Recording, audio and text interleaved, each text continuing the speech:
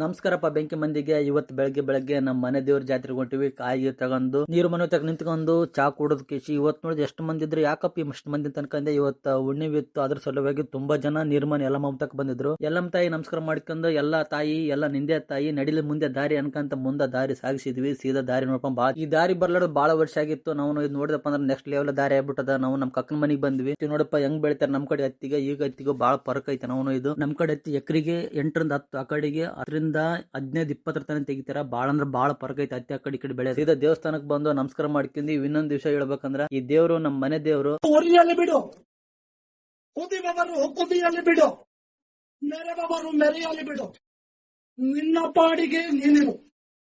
ಉರಿಬವರು ಬೂದಿಯಾಗಿ ಹೋಗುತ್ತಾರೆ, ಕುದಿಬವರು ಹಾವಿಯಾಗಿ ಹೋಗುತ್ತಾರೆ, ಮೆರೆಬವರು ಬೇಗ ಮರೆಯಾಗಿ ಹೋಗುತ್ತಾರೆ.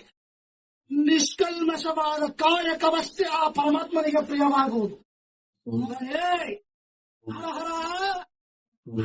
ಬರೇ ನಮ್ಮ ಮನೆ ದೇವರಲ್ಲ, ಇನ್ನೊಂದು ಹೇಳ್ಬೇಕಂದ್ರ ಈ ಪೂಜೆ ಮಾಡೋದು ಕೂಡ ನಮ್ಮ ಮನೆಯವರೇ. ಇದು ನಮ್ಮ ಮೊದ್ಲು ನಮ್ಮ ಸ್ಥಳನೇ ಮಠಮಾರಿ. ನಮ್ಮ ಮೊದ್ಲೆಲ್ಲ ನಮ್ಮ ವಂಶದರೆಲ್ಲ ದೇವ್ರ ಪೂಜೆ ಮಾಡ್ತಿದ್ವಿ ನಾವು. ಬಟ್ ಏನೋ ಒಂದು ಆಸ್ತಿ ನಮ್ಮ ಊರಾಗ ಈ ಕಡೆ ಗೊಲ್ದಿನಿಗೆ ಬಂದ ಸಲುವಾಗಿ ನಾವು ಮಠಮಾರಿ ಬಿಟ್ಟು ಈ ಕಡೆ ಬಂದಿದ್ದೇವೆ.